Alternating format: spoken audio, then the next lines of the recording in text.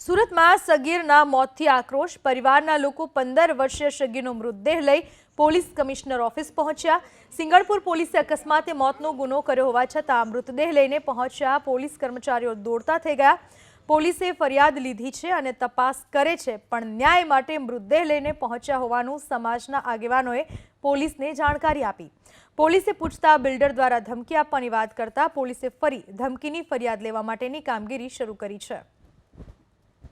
એટલે એ સવારે 8 સાડા 8 કામે ગયો હતો, તો બપોરે 12 સાડા 12 મને ફોન આવ્યો તો મને કીધું કે ભાઈ તમારો છોકરો હોસ્પિટલે લઈ જવાનો છે, તો તમે અહીંયા આવો। તો હું ત્યાં ગયો તો અહીંયા ડેડ બોડી હતી, એટલે અહીંયા 2 કોન્સ્ટેબલે એ રીતનું અમારું નામ ને બધું લખી લીધું અને પછી અમને તરત જ તે અહીંયા સિવિલ હોસ્પિટલમાં મોકલી દીધા। ત્યાં પોસ્ટમોર્ટમ કર્યું તરત જ તે હોસ્પિટલમાં લઈ ગયા। ડોક્ટરે કંઈ કારણ જણાવ્યું? નહીં, એવું કાંઈ નથી જણાવ્યું, હજુ બહાર નથી આવ્યું। જે બિલ્ડરને ત્યાં કામ કરતો હતો, નરેશભાઈ નામ છે, તો એ છોકરાનો એમના પપ્પા છે પ્રકાશભાઈ મીઠાપરા, એને ફોન આવ્યો કે તમારો છોકરો મરી ગયો છે, તમે આવીને લઈ જાઓ। બરાબર છે। આ લોકો પીએમ કરવા માટે લાવીને પછી એ લોકોએ આવી અને એવી ધમકી આપી કે ભાઈ 50,000 રૂપિયા આવે, તમે લઈ લો ને અગ્નિ સંસ્કાર કરી દો। આ લોકોએ કીધું ભાઈ અમને ન્યાય તો મળો છે ને, આ કે તમારે થાય એ કરી લેજો, જાઓ।